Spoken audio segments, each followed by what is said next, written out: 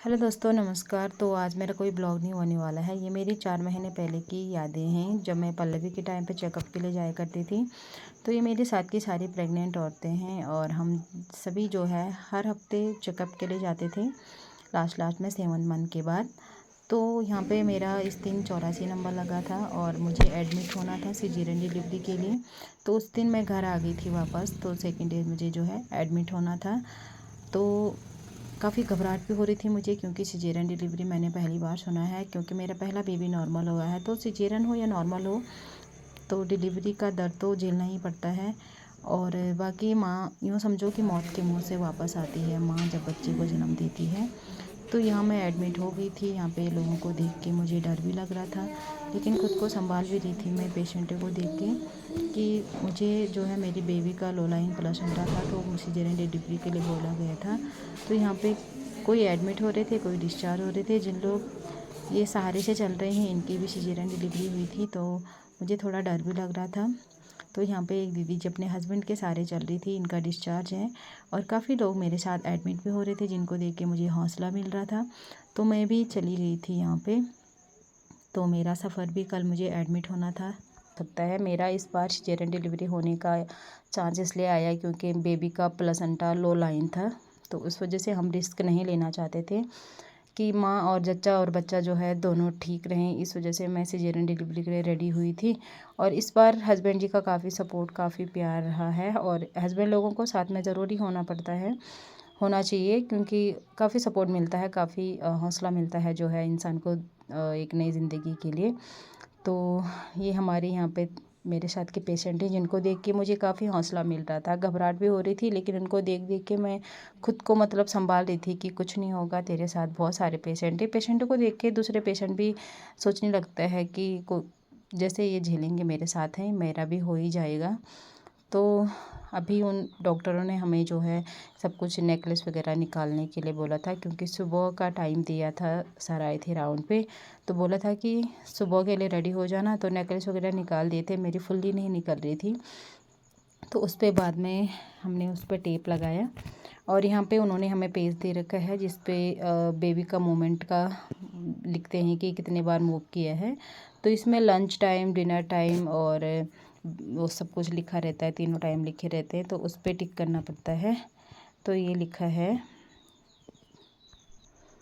तो इस पे उन्होंने जो है टाइमिंग लिखे रहते हैं तीनों जगह पे।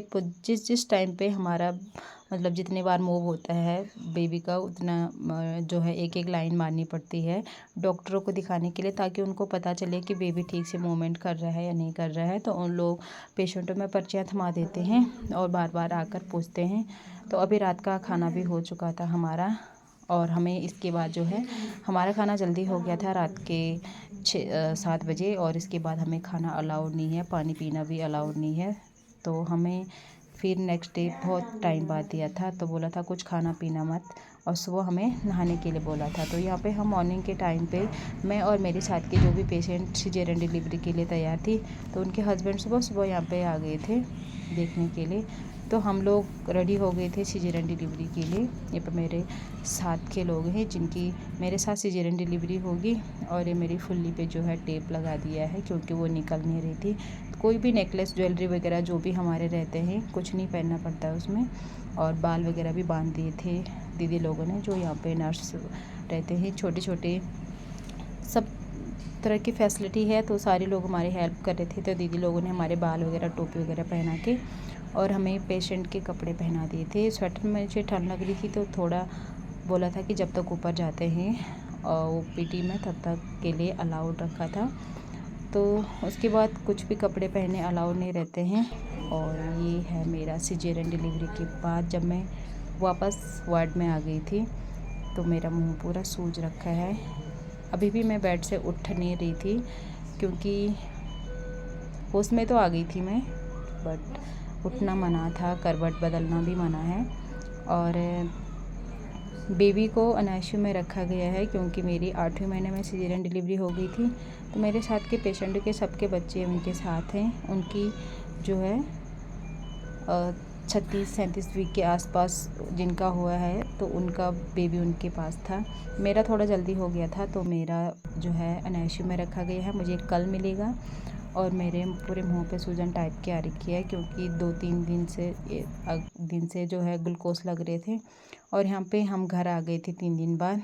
तो बेबी को फेस को देख के लगता नहीं है कि मैंने इतना दर्द झेला होगा।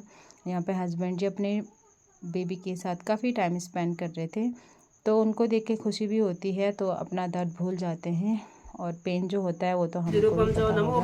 और ये हमारा नेक्स्ट टाइम था जब मैं 9 दिन के बाद हमने पल्लवी का नामकरण किया था। तो उस दिन पंडित को बुला के जो है शुद्धिकरण वगैरह करवाते हैं, घर में थोड़ी सी पूजा होती है, हवन वगैरह होता है।